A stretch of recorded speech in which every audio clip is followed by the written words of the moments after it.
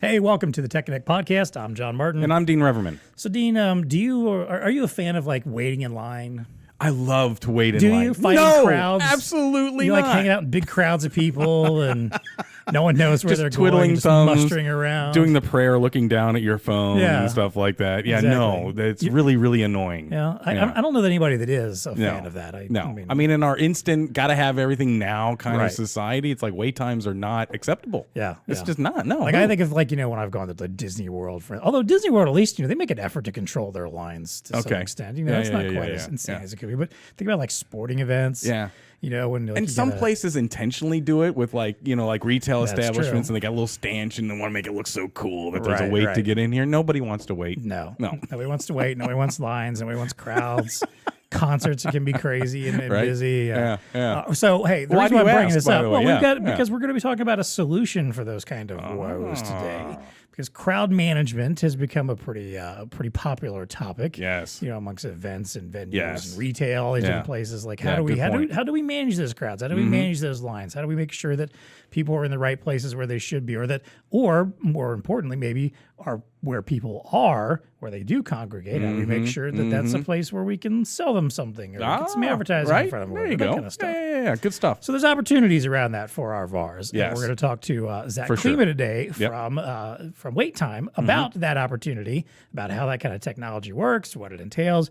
We're going to get into what's happened over the last few years, because I don't know if you heard there was some virus thing that went around. yeah, right? and that Yeah. made people a little skittish about skittish, being in yeah. crowds Right, and right, right, lines and yeah. being grouped together.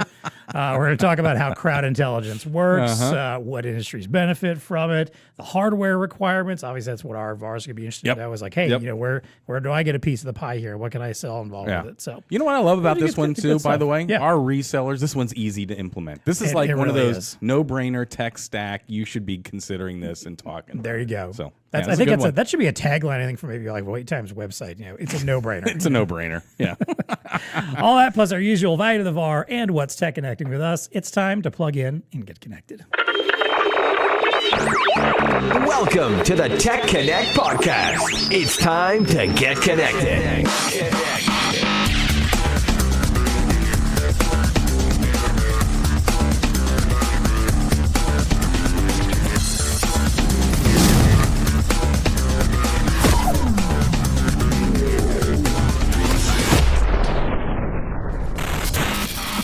All right, as I mentioned today, our guest is Zach Klima. He is the founder and CEO of Wait Time.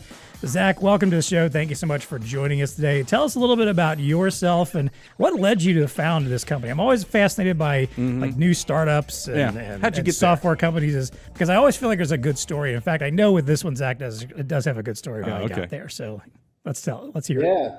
No, thanks for having me. Really appreciate it. So my name's Zach. I'm the founder of Wait Time, and the story is actually pretty cool. To your point, so I live in Detroit. I'm just outside Detroit, and I'm a massive Red Wings fan. As masochistic as it may be sometimes, Detroit Lions, Detroit Red Wings, Detroit Tigers, more importantly, massive Detroit fan. And so I was just after grad school. I actually have a master's degree in architecture. Building architecture, like Frank Lloyd Wright type architecture. And so I was at, I went to this Red Wings game with all my guy friends, and we spent all of our money to buy these playoff tickets. And it was my turn to buy beers for the guys, right? And so it was just after the third period, it's overtime. So I'm like, okay, I'm going to quickly run and go get beers for us. So I go up to, the line, which is a long line, and I'm sitting there, and you're kind of slowly progressing towards the front, as you talked about. The phone Bible, you're kind of looking down, and whatever I could do to pass time. Next thing I know, I get up to the front, and it was maybe 20 minutes in line, 25 minutes. I get the beers, I'm holding them, like I'm pushing them all together like this because there's four of them or whatever, and the infamous horn goes off, goal. And I'm sitting there like, what the heck? This is ridiculous. If I only knew how long the line was before I left my seat, this would be a way better experience, because I probably wouldn't have left my seat, or I would have known where a shorter line was. So I would have gone to that line and then got back to my seat to see my favorite player, Pavel Datsyuk, hit, a top shelf goal in overtime to win the game. So that a terrible experience that I can guarantee every single person in the world has a very similar experience. Absolutely. Yep. Yeah, for sure. Well, maybe not the game-winning goal, but like, there's nothing worse than standing in the line. You hear the crowd just go nuts, Right, and you're right. like, ah. And maybe there's a tiny little TV up in the corner. You Yeah, can but look it's at. delayed, Yeah, exactly. Yeah, and it's you're not delayed. The crowd. feeling Yeah. like, yeah, And you get back. I was like, man, you missed it. It was awesome. Yeah, yeah. Exactly. And I'm like, well, I'm going to have to wait till Sports Center to see this thing, later on. And so I thought to myself, I was like, okay, I want to know how long lines are. I mean, as simple as that. I want to know how long lines are. So I became obsessed with, there's a book out there called The Queuing Theory and all this crazy stuff about the psychological effects of waiting. And I became obsessed with this theory and these topics of lines and queues and all kinds of stuff. And there's a lot of psychology that goes behind actually waiting. And so I, became obsessed with this idea. And about 5.5, 6 months later, I had a chance to pitch my idea to a guy in Detroit who's revamping the city, gentrifying the city. His name is Dan Gilbert. He's a billionaire that owns the Cavaliers, Quicken Loans, etc. And so I had a chance to pitch him on the idea for about 42 seconds, and he liked the idea so much that he actually put me in his business accelerator in Detroit called BizDev. And they give you $25,000 for 7% of your company, no negotiation, and they accept 5 applicants out of like 5,000. And so he put me right in the program, but he said, here's the caveat. You can't be a wantrepreneur. You have to be an entrepreneur. You have to quit your job and you have to jump into this thing full time.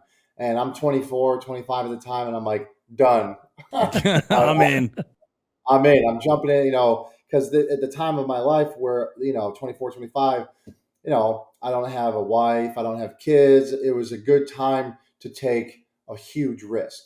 So that's really the inception story about how Wait Time started about 8 years. Yeah. Very Love cool. the incubation story. There you go. Yeah, no doubt. I also love the idea of like the 40-odd second pitch or whatever. That's a lesson to entrepreneurs out there in the future. Yeah. Is like, make your pitch as concise and simple and easy as possible, because that's an you elevator may get the ride. time, but you're not going to get a lot of it. So. No, it's an elevator ride, right? Exactly. That's 42 seconds. That's all you got. Go.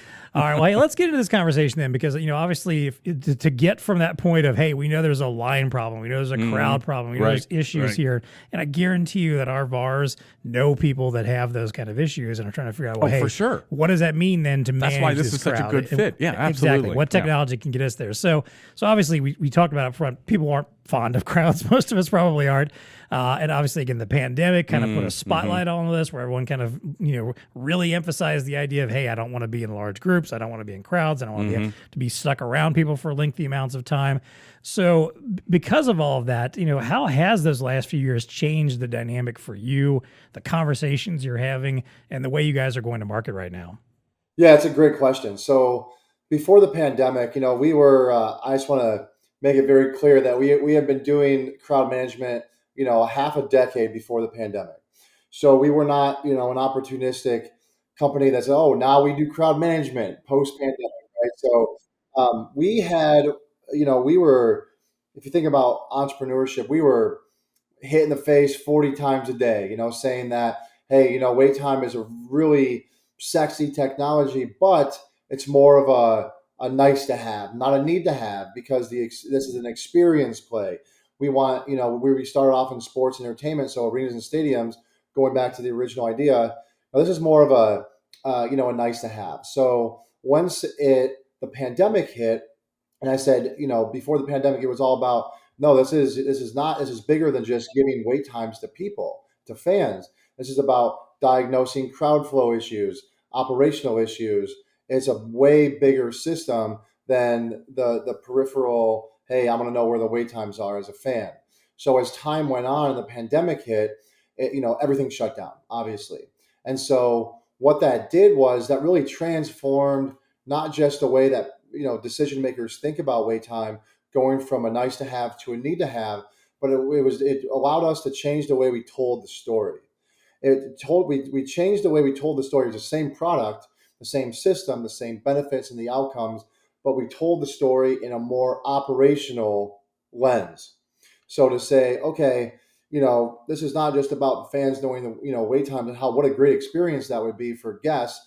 We flip the model on its end to say, you need to know where people are in your building. You need to know occupancy metrics, density metrics, crowd flow metrics, because that allows you to have a safer reopening and to stay open, because you can provide to the authorities that are auditing you on, hey, are you staying open safely from the pandemic, by knowing crowd control metrics and data and crowd management metrics and data. We allow them to have that data, so they're allowed to stay open, remain open, and be responsible to the guests that are allowed in their building. So in summary, it allowed us to change the way we told the story from less of a guest experience play, while still having that in the background, but more of an operational play to say, okay, this is your operational intelligence building system that allows you to keep a pulse on your crowds in real time.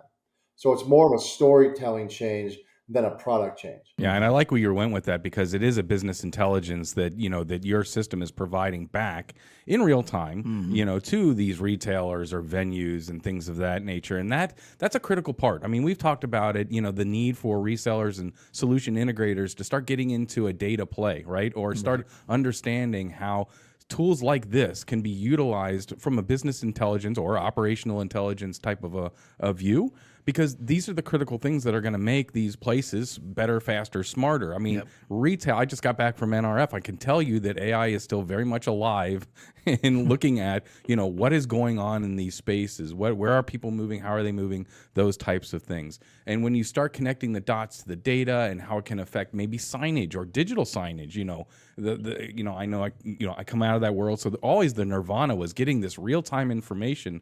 And just imagine being able to redirect people to more evenly distribute. Right. I think Wait Time, you go to their website, they've got a couple wonderful blogs on there that kind of talk about, setting it up and some of the issues that are around there. But and Zach, I'm going to pull one of those quotes. It says here, you often get asked what are the norms are. Well, the norm is uneven distribution, right, of resources or places that, maybe they have enough restrooms, but everybody's congregating here, type of a thing, right? Type of a thing. So yeah, but the business intelligence and all, it's a play that the resellers have to get into, and this is why this is so genius to get into it in a very pointed but easy way. Yeah, no doubt, I agree. Yeah. I also like the lesson there again. I think another great lesson Zach put out there to any VAR or anybody in any business, which is that idea of not necessarily not giving up on a new idea or a new concept that people aren't necessarily ready for. Right. The whole, nice to have versus need to have. Yeah. It's okay if you are out there pitching and talking about solutions that are, for now, nice to have. Because to Zach's point, you never know when one day they're going to become a need to have. Yeah. You might see the writing on the wall. Like, this is going to become a need to have at some point. But I'm going to get on board with this sooner than later, start having conversations about it, start talking about it, so that when it becomes the need to have, folks remember, hey, that guy over there at that VAR, they've been talking about this for years now. I'm going to check in with them about this now that I actually need it. So yeah, I guess that's a heck of a good lesson there. Zach, do you have a use case? Maybe here's my first curveball where you kind of quantify that, because I think flipping the script is critical, because I can totally see when you were out there selling this initially. Oh, it's a customer experience play, and oh, that's nice. Yeah, we're focused on customer experience, but to turn the script and say no, let's quantify this, right, by the intelligence that's coming out of the system, whatever. You're seeing increases on these day parts that you maybe probably didn't really realize, and so you're misallocating resources or things of that nature, right? It sounds like that's kind of the granularity you started getting into to paint the picture that this is way more important than just the soft customer experience. Yeah, absolutely. So we started off in sports media entertainment, all around monitoring queues and lines, so concession lines, restroom lines, retail lines, and then giving that information to operators in real time on a real time dashboard. So, for example, you can set these customized thresholds. So you're able to set, if it hits a certain number of people in line, a certain density, occupancy, or wait time, and in certain specific areas across your venue, automatically trigger an alert to operations. So before, it was operations were being reactive. They would have walkie-talkies to say, hey, we have a problem here, we have a problem there. They're kind of extinguishing fires in real time, being reactive. Now, the way that I'm describing this is if a problem arises at 50, set your alert to be at 30 so you can get ahead of those problems and be proactively notified before a growing problem becomes an actual problem. So knowing that information, being alerted proactively when it comes to, hey, you have a growing problem in area X, Y, or Z, allows them to receive this data in real time to then open up more point of sale systems in real time, to deploy portable beer and concession hawkers to the back of long lines, which I think is genius, because if they know where growing crowds are, these portable beer and concession hawkers can magically show up in the back of long lines to flip attrition into sales. Because people, if there's a long line and they're waiting too long, people will naturally fall out of that line, which is lost revenue. That's a decrease in per cap. So that's just one example, but also in the retail space. So one of our clients is Mall of America, biggest mall in North America. And they had a problem where they said, we need to know in our 6 million square foot mall, we need to know how many people are in our mall at any point in time with a 95% accuracy or higher mark. So what we did is we mounted our cameras directly so it's perpendicular to the ground, and we monitored all of the entryways to the mall. There's about 34 of them. And we have an algorithm that monitors how many people are entering and exiting simultaneously at each of the entryways across the mall in just massive groups of people. So high accuracy, massive groups of people. They now are able to know with a 97.2% accuracy how many people in real time are in their 6 million square foot mall coming in from which specific entrances. And so why is that important? That's important for a couple of reasons. The number one reason is they actually use that information coming of people coming and going of different geographical entrances to negotiate leasing agreements with their tenants that are located geographically in those parts of the mall. They can now guarantee them that foot traffic, and then they can actually charge them more. A bit of a premium on those spots. Yep, That's right. exactly. Yeah. So those are just a couple examples of how data forward, they're using the data to increase their bottom line, in all different types of creative ways across multiple industries. And I like where you're going on the operations side, because a lot of our resellers are obviously very savvy to the mobile device and the unified communication that is happening, certainly in the retail space, right? Enabling associates. Yep. So, pinging that thing with an alert on, where crowds are gathering or something like that to enable them to try to evenly distribute, where people are congregating to other cash registers, or to Zach's point, opening other ones. So I had a use case. I was just at NRF, and they have a coat check, right? And believe it or not, it's a really popular place. Everybody's coming in with their coats and they want to shed them. Right. And there were 2 or 3, you walk in, and it's like, you can see the coat check line, like 100 people deep. And it's like, oh my God, this is miserable.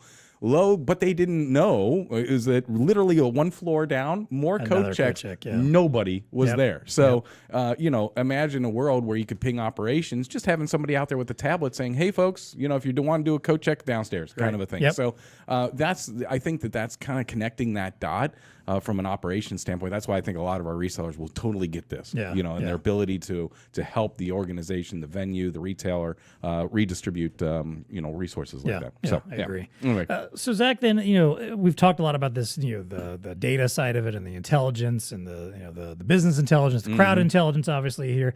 Can you help us understand a little bit more about how that works? Like, what is being delivered to these operations folks? What are they looking at? And I will say also, some of this helps when you can kind of get the visual aspect of it. And one, I would definitely recommend checking out Wait Time's website to see it. But also, we just did a webinar with Zach yesterday, showing off some of this, and he did a nice, quick, concise overview of what the platform does, what it looks like. I'll drop that link in the show notes. Highly recommend checking that out if you want to get a nice, clear view of what this looks like. But help us kind of understand a little bit, like what's someone looking at? If I was someone in that operations side and I'm looking at a dashboard or a platform of what am I getting out of it, and what am I looking at to decide what to do?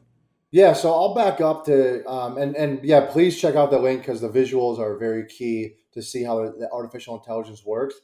But what we do, and then I'll get into the business side, what we do is we mount anywhere where there's a crowd of people. So if you think of concession lines, restroom lines, retail lines, entrances to buildings. What we do is we mount cameras over those areas, so perpendicular to the ground, so directly overhead. Any camera in the world. So we're completely hardware agnostic, which is a really key emphasis of our system, is the fact that we are agnostic. We don't have proprietary hardware. So with that being said, what the cameras are doing is they're taking screenshots 24 times per second. Now those screenshots are going back to compute servers that are hosted on site, and whether it be Cisco or Dell or HP Supermicro, again, compute agnostic as well. And what the technology is doing is we're taking the RTSP feed from the camera, and our artificial intelligence is monitoring the movement analysis of each person's body anonymously. No biometric data, no object recognition. We look at the speed of direction of each person and the direction of movement of each person at that frame rate, so we can very accurately determine, is someone, just kind of passing through the area? Are they congregated? Are they actually in line, progressing towards the point of sale? Or with the occupancy algorithm, are they entering and exiting? Or are they just kind of, meandering? Are they looky-loos? Or are they actually entering and exiting the space? So the accuracy of our system is really unparalleled, which is why I'm sitting here talking to you guys, because the accuracy is so high. So on the back end, artificial intelligence at a Reader's Digest level, that's how the technology works. But wait time is broken down, to your question, wait time is broken down into two buckets. The first is operations and data, and the second is guest experience. Now, the operations and data, we have a real-time dashboard. It's a web-based dashboard that can be populated on any iPad, tablet, or in a control room. And they're actually able, anywhere we're monitoring, they're able to click on a heat map, and they're able to pull up every single video to see exactly what the camera is seeing and what the technology is reading in real time. So why is this green? Why is this yellow? Why is this red? In a heat map fashion, let's pull up the video to see exactly what's happening. So they can start to see the crowd flow, the AI over the crowd, to see exactly why it's reading this way. So operations then is able to get real-time alerts based off of crowding, density, occupancy, wait times, etc. So they have a real-time view. We kind of coined this phrase that we turn operations from a buckshot into a rifle shot, because our artificial intelligence is disseminating what's happening. What they once assumed, we now make scientific from an operational standpoint. Now, we also, this part of that bucket is data. So at the end of every single day, we give these operations historical data on the performance analysis of everywhere where we're monitoring, whether it be a concession line, a restroom line, a retail line, or an entrance, etc. So they're able to see the graphing throughout the entire day of what exactly happened from a scientific standpoint, not what they assume happened, but what actually happened. We give them this historical razor sharp data that they use, and they can intersect with any other data platform they have in place. So our system is completely open. Our API is open. They can take this in and slice and dice this 1,000 ways a Sunday. So that's on the data and operations side. But also in closing, about, to your question, is the guest experience side.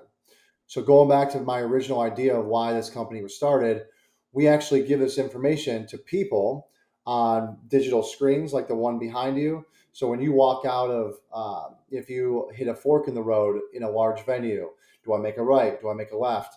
Where can I find the shortest line? We actually give that line length information on digital assets. So from a digital wayfinding billboard standpoint, okay, I'm making a right. This line is way shorter than if I make a left. So you talk about that distribution of people. You might have all these bathrooms in the world, but everyone's crowding at one of them. If you could just go around the corner, one's wide open. That's a perfect example of why the fan or the patron needs to be a part of the solution, because too many times people might just have an operational solution that doesn't talk to the guest experience side. They can't work in silos. They have to work together in that Venn diagram standpoint.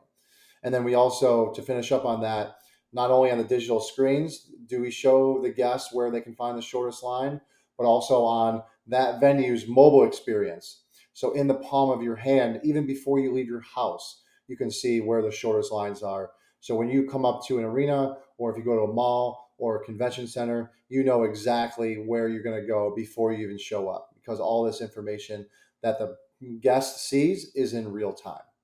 So in summary, data and operations and guest experience working in harmony with each other. You know, my wife's that person that when we're like heading to a Reds game, Mhm. as soon as we get there, she has to find a bathroom. Yeah, It'd be right. nice to be able to tell her, like, okay, well, the bathroom on level C, you know, down by the Yeah, 420s. no wait where we're gonna time. be sitting. Yeah, no wait time there. Yeah, So I can yeah, afford yeah. it, Yeah, which is always an issue with women's bathrooms for whatever reason. Yeah, exactly. Right. Yeah. Yeah. Meanwhile, I can just coast into any men's room and, you know, and be done. Sorry, ladies. Yeah. One more example of where we just get it easier, unfortunately. That's right. But it's genius, right? It I is, mean, yeah. and this is the kind of stuff that again, well, going back to the customer experience, it's important. And, you know, I was reading a fascinating article where actually the cost of tickets to major events are going down. Right. And part of the reason why that is because folks are waiting to the last minute to decide if they're going to buy a ticket on SeatGeek or whatever Right. to actually go to the game. So like if you're at a football game, right, you're making that decision. You don't have a ticket, you're tailgating, whatever. There's the fan experience, Right. but you know, you're looking at, well, the tickets are still $100 and whatever dollars. Oh, now they're down to $50. All right, I'll go $50. And Right, so what does right. that do? It creates this crush right before the game starts. But Yep. anyway, yeah. Well, We you need know, be to more your point intelligent. there, though, you know, as someone who runs a venue, like especially like a sporting venue, for instance, Right. sure, you've got your ticket prices, but a lot of that is just going to the overall cost of the running the team. Right. You know, a lot of these venues and a lot of the people that run these, you know, or events or conference centers, whatever it is, they're going to tell you, hey, we're making most of our money off of concessions or off of our shops, you know, or the little stuff that people buy and do while they're there. And obviously, you know, right. if you got a, you know, say in sports, if you got a good team that Right. keeps people engaged and keeps them around, They're buying the you're- $10 beers. Right, exactly. You're buying more of the stuff. But I think this would be a great story to tell them also to say, hey, look, if we can, you know, use this intelligence to ensure that less people are leaving lines, that they're not walking away because a line's too long, or that you know exactly where you need to have those, you know, whether it's the vendors out walking around or have a spot open where normally you don't otherwise. Right. I think that's the kind of stuff also, like, bottom line, that's going to lead to more sales of beer, more sales of food, more Sure, sales of sure. you know, gear, Yeah. whatever it Right, is. yep. That's a powerful story to tell too, because That's that overall could help them generate more revenue, maybe keep their ticket prices Yes, down. Say, exactly. hey, we don't Yeah. have to charge you as much for a Right. ticket because people are buying more once they're right. actually here. So Yeah, good I think point. it's the kind of good stuff that you can tell someone to help pitch them on this kind of Yeah, thing. So. yeah. Well, Zach, let's talk about you mentioned the hardware. You've kind of talked about obviously the cameras, servers. You even referenced the fact that, you know, the ecosystem for anybody on the operations side, it could be a mobile device, tablets. You know, is there anything else hardware related we should talk about here for our VARs? And more importantly, also, how does this kind of fit in with what they're already doing? If they're out there working with, you know, and again, an event, sporting, you know, sports teams, large retailers, maybe they're selling point of sale already, digital signage, whatever it is. Yeah, right. How does this kind of fit in with their day-to-day that they're already working with those particular customers? Yeah, so I'll answer your question in reverse. So the way that Waittime sells, you know, if we, you know, when we work with, you know, large companies like Cisco or Lenovo or Dell, et cetera, you know, it's really about a solution sell. So no one cares about a blinky blue box. A decision maker is not going to say, well, I really like this blinky blue box, that's why I'm buying it, right? Because it, you know, of all the text and the specs of all this, they don't do that. They buy solutions. What can this blinky blue box do for me? How does this make me more money or save me more money or fulfill a business need that we have a void with right now? So the way that Waittime sells is a solution. We tell a really good story about occupancy metrics, crowd management, monitoring your crowds, analyzing your crowds, and redistributing your crowds. We tell a really good story around that. And what happens to enable that is very simple: cameras and servers. And so now, as we move forward in the industry, as we start to really actually scale across the world, is okay, Cisco, Dell, Lenovo, HP, Supermicro, you sell servers, great. That's the brain of Waittime. Let's create a story so we can be camouflaged within your compute sales motion or your camera sales motion. Because again, same with cameras. The two parts that make up Waittime is cameras and servers. We talked a little bit about the compute side. the camera side, no one's going to buy a camera because it looks cool or it has a little bit more performance or whatever it may be. What can that camera do for me? What outcomes can that camera provide for me? That camera is not just an eye in the sky. It has to have a brain behind the eyes, which is what WaitTime is. So the story that we tell with a server sale and the story that we tell with the camera sale is all solutions oriented. So, and what just so happens to enable WaitTime is cameras and servers. So we kind of flip the sales model to say, let's start out with a good story and the solution sell motion. And then what enables this is actually the last part of the conversation. So it's really, cameras and servers. If you are selling cameras, if you have a big surveillance practice, we fit in hand in glove with surveillance practices and surveillance sales motions, because if you're selling cameras, WaitTime can enable more sales of cameras because we are adding intelligence and brains behind what that camera does regarding an outcome to a client. Same with the server. The server, the cameras are eyes, the servers are the brains, right? WaitTime software sits on the server, so that enables more hardware pull through.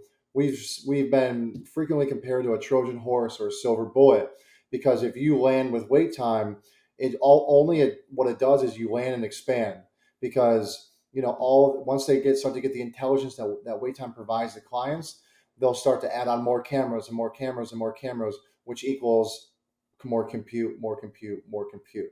So it becomes this nice pull through motion when we start off with a solution sell motion.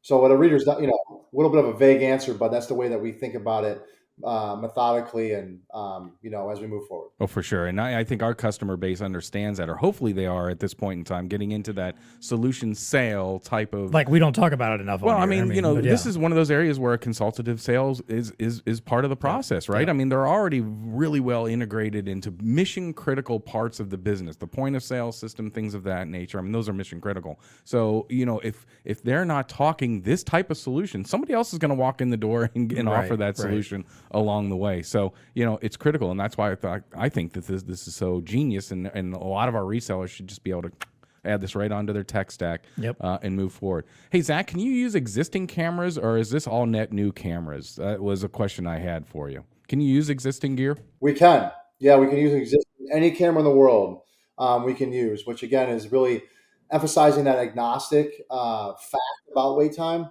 But the caveat is the cameras have to be looking at the right things, right? The views have to be specific to our algorithms. So it's worked really in both ways. We had clients that say, hey, cameras are inexpensive. We'll just buy net new cameras and make this its own system. Or we have venues that say, we have a ton of cameras, and a lot of these cameras are not looking at sensible areas. We'll actually move them. Right. And or repoint them or whatever. Yeah. Exactly. So it's really a hybrid approach. It can be both. But it's a either or. Okay, cool. Yep, that's helpful. Yeah, I agree. Well, then let's cast our mind a little bit into the future here, because again, you've already proven that you guys can come up with an idea that goes from a nice to have to a need to have. Mm-hmm. So let's think ahead again. Where do you see this technology going next? What do you think is going to change over the next decade or so, where maybe what we're talking about with crowd intelligence, or maybe the underlying technology behind what you're doing here, where can it go next? Yeah, so the way that we think about that, back up. Along the way, a lot of people say, hey, well, you guys are tracking people anonymously, of course. It's a very detailed, patented pixel tracking AI. And we just happen to calibrate the pixel tracking to be the size of a person. Now, we get a lot of things. Hey, can you track cars? Can you track different types of assets on assembly lines, like different, bottling, different things like that, where along the way we had to stay focused. So we said, no, we're going to stick with people and then, kind of go from there. So the way that we view your question now is not necessarily where the technology, what else can you add to the technology, but what other industries can we add our technology to? So, from sports, media, entertainment to convention centers, shopping malls, which is where, we're in now. Also theme parks. You talked about Disney earlier, from theme parks to airports, train stations. It's really starting now that we're proven in a lot of these different industries And being in sports was really good because crowds are so volatile, and that designing and training the algorithms around volatile crowds was probably the most important thing we could have done, because everything that's not sports is easier to do because it's more of a controlled movement. And so, because sports is anarchy, it's like an ant farm, right? Especially And when you throw a so, bunch of beers into the mix. every man for themselves, right? exactly. And so now it's about, okay, going in, we're parlaying what we've learned in sports and now proving it in other industries. So it's really about, not necessarily what else we're adding on to technology, because we want to stay focused. That's a big mistake that startups make, is they get to, let's go off on tangent A or tangent B or C. Stay focused, stay in your swim lane. And if you start to like maybe go off your swim a little bit, bump back in. It's like bumper bowling, right? Nope, don't go right. Nope, don't go left. Stay on your track and knock that out of the park. And then industries will start to evidence themselves because you stayed so focused to say, okay, we're not going to totally change the technology, but we might have a little bit of a modification, a 5% modification that would then intersect with industry X, Y, or Z that you're not in now. So that's the way that we think about where wait time is going as we move forward. Nice. Zach, can you talk a little bit about your relationship with Intel as well? Because I know that you guys have developed a relationship there. You've already mentioned some of the computer companies, obviously, that are to a certain level engaged. I was at NRF. You guys were in the Samsung booth as well. On some of the servers that are being deployed there. They were Dell computers, but I know you have a growing relationship with Intel as well. Correct? Yeah, Intel has been probably one of our biggest probably actually our biggest partners. So about 5 years ago, we linked up with Team Cisco at Intel. All the people at Intel handle Team Cisco. They said, from your servers to everything I walked through earlier, validate on the servers, validate with the cameras, let's get wait time as a part of the sales motion, because the more wait time sells, the more servers we need, which is the more Intel chips that Cisco UCS servers need, right? So the more wait time sells, the more Intel sells. So there's this great symbiotic relationship, as all tides, rising tides raise all ships, right? So Intel, as time went on, we validated and we optimized our software with Intel products like vTune and One API to enhance the scale mechanisms of wait time software. So vTune and One API are great Intel optimizations that allow us to, once we start to scale into 3,000 locations a week, we were able to do that. So basically, along the way, Intel has helped to scalify wait time solution. So now, as time went on, we started to get into distribution. So we started to really prove ourselves, with the different industries we're in, with the different products that we've implemented out in the marketplace. So then, Rob Rissany, this is how Blue Star and wait time happened. Is Rob at Intel said, "Hey Zach, it's time for you guys to start to scale to get into distribution," and this is how our relationship has started, is through Intel. And so, that was really the next step for us, is to get into mass scale, and that's what Blue Star has been incredibly a game changer on, is really getting the word out to say, hey, Blue Star of our community, this is what wait time is. This is such a nice pull through as an easy solution sell, and wait time has enabled all that to happen. So wait time for us is, we are agnostic, similar to the way that Intel is agnostic. We kind of follow the playbook of Intel because they sell to all the OEMs, right? Dell, Lenovo, Cisco, etc. And for us, we took a kind of a page out of their playbook, and to say, okay, we're not going to pigeonhole ourselves into just Cisco or whatever. We have great relationships with all the OEMs, but we're not exclusive with them. And that was really, the leadership, kind of mentoring coming from Intel, to say, hey, you'll do much better if you validate on all OEM compute and any camera. So the agnostic part of wait time, a lot of that had to do with the Intel relationship. Right. And I bring that up because, as a reseller, you're always looking for what I would call a vetted partner, right? You don't want to invest in what could be a science fair project. Right. Wait Time is not a science fair project. They've got the backing of Intel and things of that nature, and a great relationship going there. We're excited about them as well. So they're what we would consider a vetted partner, right? Yeah. So if you're thinking about getting in this space, this is the way you can do it, knowing that this is a quality vetted partner. Yeah, So, I agree. There you go. And again, I will just point out before we move on to our final segments that, if you want to understand more about this, definitely check out that webinar, link in the show notes to see. It'll help you very much connect the dots of what's going on. No pun intended, which you'll get when you actually watch it. Actually watch it, yeah. The dots and see how this works. Yeah, exactly. Yeah, right. So definitely check that out because it's a great kind of overview of like the technology in use and understand how it works. So, Yeah. all right. Hey, before we wrap things up with our value to the VAR segment, I want to, of course, as always, thank our Tech Connect sponsors. Absolutely. I will shout out Intel in particular for this episode because for they sure. did bring Wait Time to us and are sponsoring them on this episode. Absolutely. So thank you to everyone that supports our show. Hey, as always, we need to hear from you. Yeah. If you like the show, for one thing, we want to know that. Right. I mean, we get people from time to time who tell us, "Oh, I love your podcast," and "Well, have you left a review?"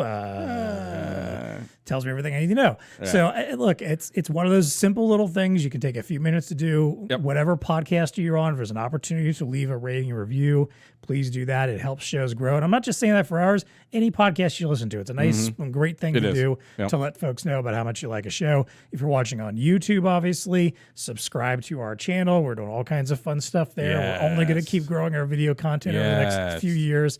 So you're going to want to be in on that. And it's good stuff. It is. It's good stuff. It's very good stuff. And of course, if you have things you want to talk about or want us to talk about on the show, maybe you want to learn a little bit more. Yeah, if there's other technologies like this that you're interested in learning more about. We'll do the digging. We'll find out the information. Right. We'll get the subject matter. There you go. If there's industries you want to hear more about, if there's someone particular you want to hear from, we need to know. You got to let us know. We can't just read your minds and figure out what you want to hear about. Do they still get a shirt, John? Even in this 2023? Yeah? Yes. All right. So there's always a link in the show notes. You can leave your submission there. Basically, all we ask is like, hey, give us your name, email, tell us what you want to hear about. And just for doing that, we'll send you a Tech Connect podcast t-shirt. Boom. There you go. Just for sending us an idea whether we use it or not. Just that easy. Honestly, like we get good ideas and I'm always happy to run with them and chase a rabbit hole. Or if it's something we've covered in the past and maybe you just didn't see it, I'll be happy to send you, hey, guess what? We covered that in this episode. Go check it out. So, yeah, right. There you go. So please do that. And of course, as always, if you want to stay in touch with us, connecting with us, you can always find us. You can email us, techconnect@bluestarinc.com. You can also find us on Twitter at TechConnectPod.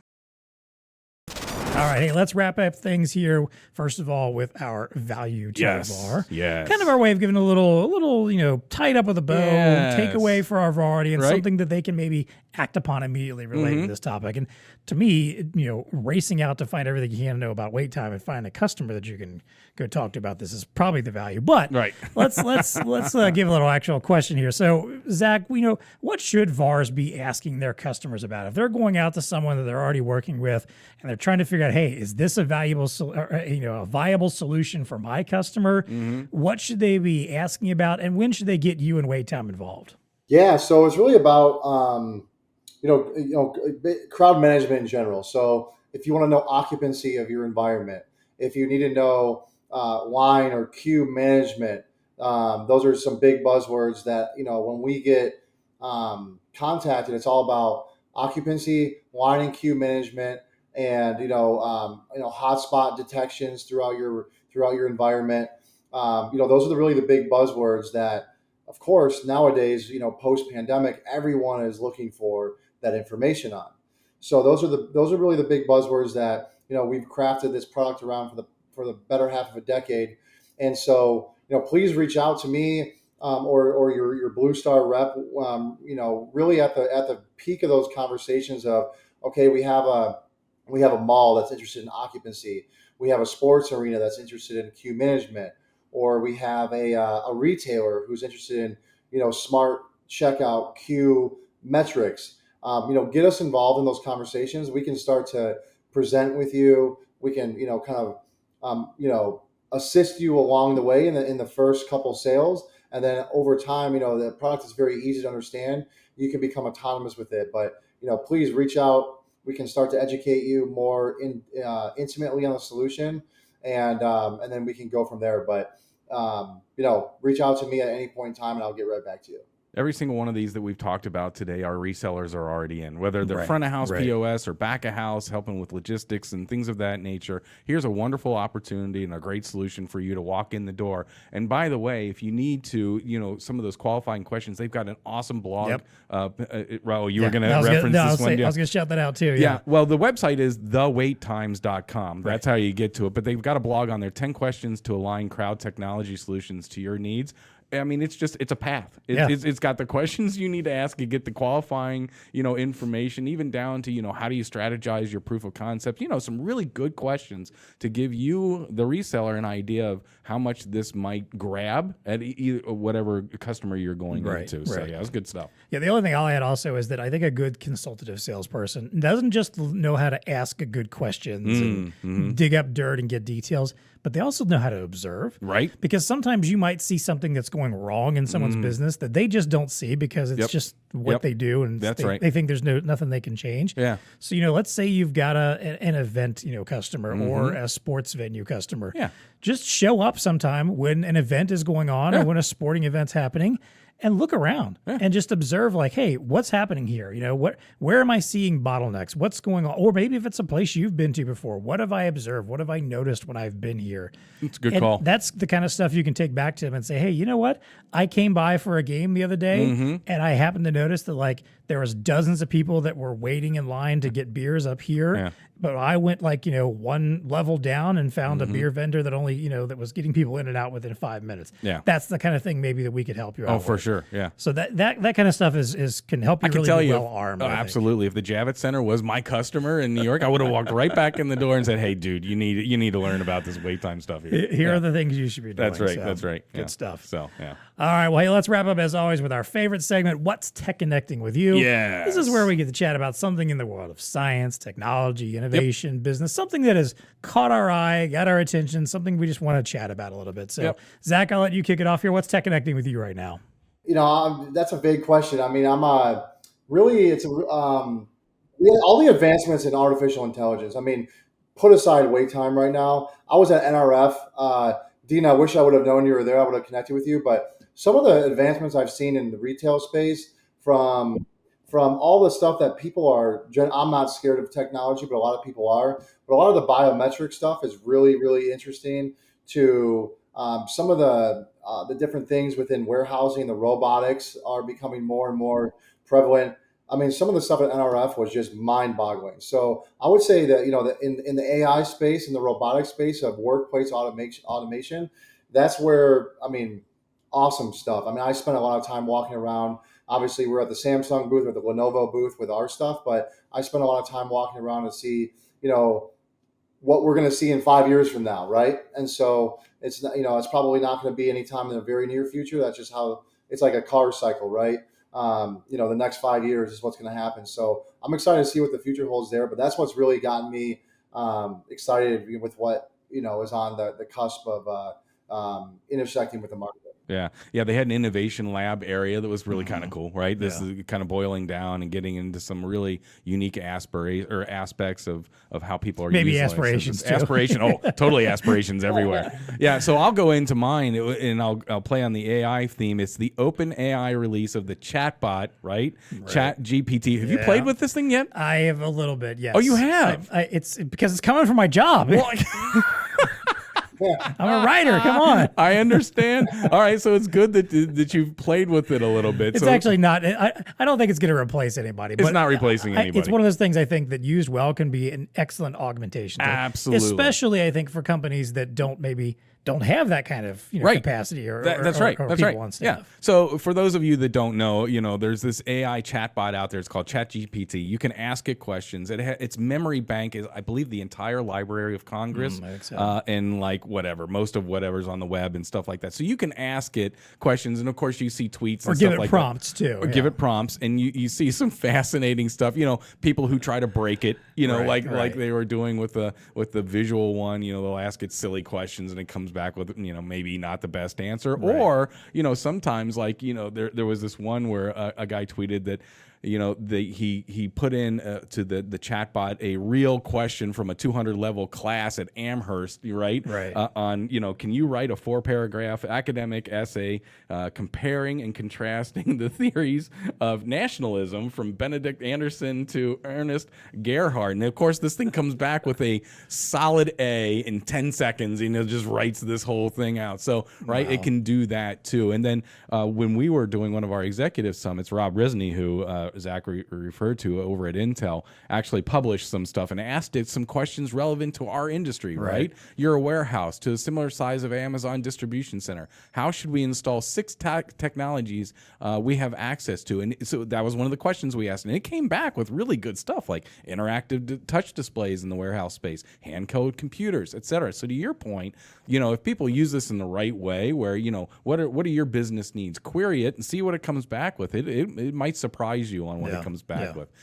Now, I don't think your job's in jeopardy. The other angle on this was like universities, what I just cited, people right? Starting to panic about that, That's okay, because somebody has already launched something that can detect if the ChatGPT was used to write that essay. Well, when I worked in publishing, like in textbook publishing, there was already software out there at the time that could take a paper and you just run it through and it would tell you if anything was plagiarized.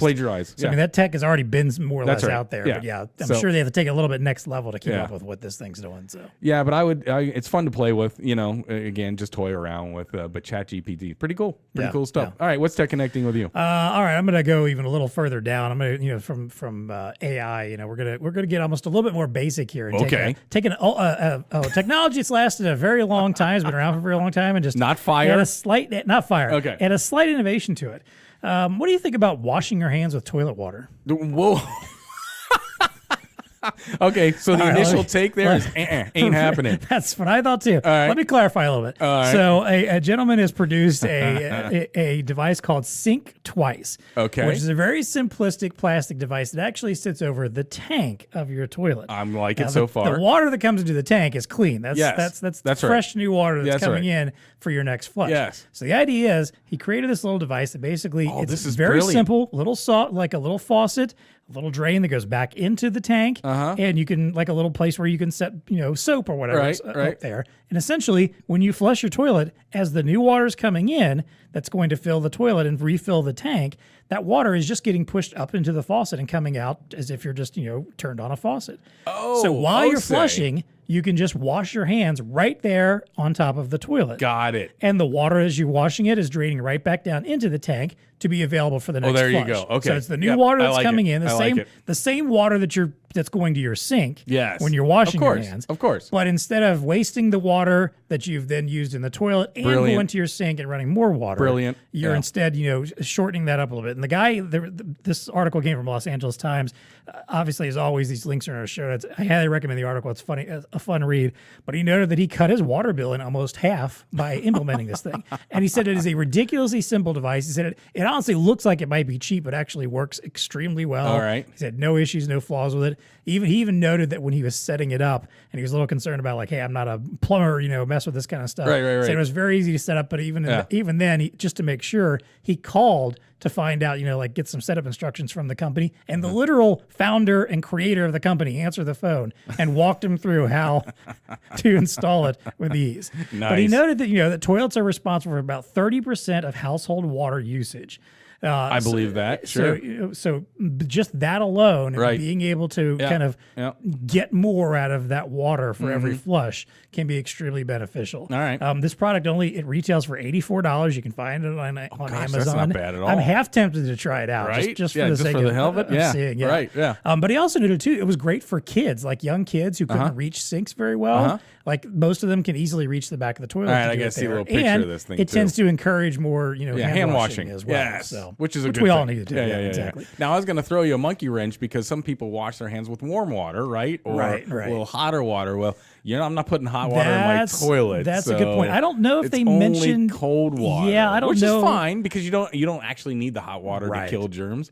But anyway, I wouldn't be surprised if there's a way they'll fix it in the future where there's a way to kind of warm it up a little bit or something. But that is your a setup good question point. was total clickbait though. Yeah, yeah. That was like the headline was how washing my hands with toilet water cut my water bill in half. And it's like, well, I gotta read this. Come on. Yeah. But yeah, you have to see the picture because it is very simplistic, but also smart and easy to use. Yeah, very nice. Cool.